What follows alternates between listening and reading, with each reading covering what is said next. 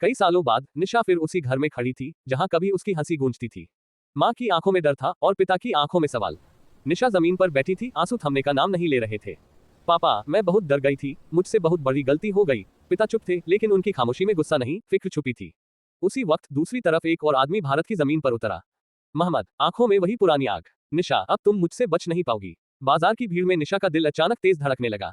माँ, कोई हमें देख रहा है। डर लौट आया था और फिर एक शाम निशा घर नहीं लौटी। कहाँ है मेरी बेटी? पिता खिड़की के पास खड़े थे, दिल मजबूत लेकिन अंदर तूफान।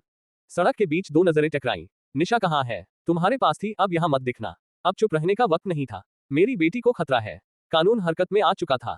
फोन की एक कॉल और मोहम्मद समझ गया अब खेल पलट चुका है।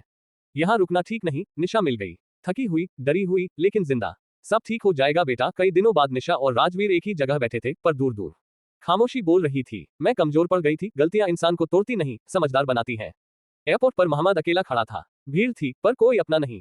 डर ने घमंड को हरा दिया था। निशा घर में थी, माँ बाप के बीच। यही उसकी असली ताकत थी। सुबह की धूप में निशा अपने नए रास्ते पर चल पड़ी। डर पीछे छूट चुका था। राजवीर ने भी बीते कल को अलविदा कहा। कुछ रिश्ते याद बनकर ही अच्छे होते हैं। दो नजरें मिली, बिना शिकवे, बिना वादे, बस इज्जत। निशा जान चुकी थी, जिंदगी गिराकर नहीं, उठाकर सिखाती है। खिड़की खुली, रोशनी अंदर आई और निशा मुस्कुरा दी, क्योंकि अब उसकी कहानी वो खुद लिखेगी। कहानी पसंद आए तो सब्सक्राइब कर देना।